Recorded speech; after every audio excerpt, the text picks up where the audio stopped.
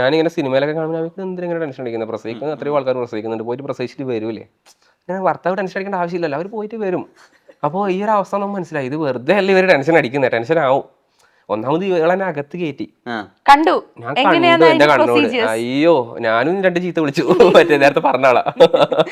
ഇങ്ങനെയൊന്നും പറയാൻ പാടില്ല. സുഖപ്രസവാണെന്ന് പറഞ്ഞ ആളെ. സുഖപ്രസവാണെന്ന് പറഞ്ഞ ആളെ ഞാൻ 2 ചീത്ത വിളിച്ചു. ഇവൻ ഇങ്ങനെ പറയാൻ പാടില്ലായിരുന്നു. കാരണം ഇത് എത്ര ബുദ്ധിമുട്ടുള്ള സംഭവമെന്നറിയോ?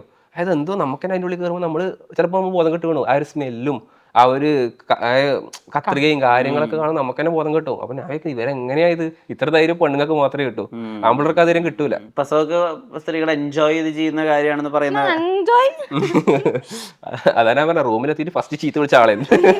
ഞാൻ ഇപ്പൊ ഞാൻ വീഡിയോ ചെയ്യും, എനിക്കെതിരെ ഞാൻ ഇപ്പൊ വീഡിയോ ചെയ്യുന്ന പറഞ്ഞത്. പ്രസവം സുഖം, പ്രസവം ഭയങ്കര എൻജോയബിൾ ആണെന്ന് പറഞ്ഞ ആളെ. എൻജോയബിൾ ഒന്നല്ല. നിന്റെ എക്സ്പീരിയൻസ് പറഞ്ഞത് എന്താണ്? നിന്റെ പ്രസവം എങ്ങനെയാണ്? 8 മണിക്കൂറോളം ഉണ്ടായിന് ലേബർ റൂമിന്റെ ഉള്ളിൽ.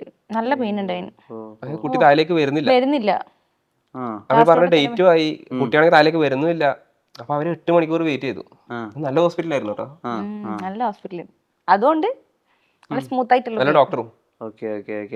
സുഖപ്രസവമായിരുന്നു. ഓ പക്ക. അതാ ഞാൻ പറഞ്ഞ ട്രാവൽ എന്ത് ചെയ്തിട്ടോ എനിക്കൊരു കുഴപ്പമുണ്ടായിട്ടില്ല. കുറെ ആൾക്കാർ നെഗറ്റീവ് അടിച്ചിട്ടുണ്ട്. അതുണ്ട് ഇതുണ്ട്, നിനക്ക് അങ്ങനെ ഉണ്ടാവും, ഇങ്ങനെ ഉണ്ടാവും, മറ്റേതുണ്ടാവും.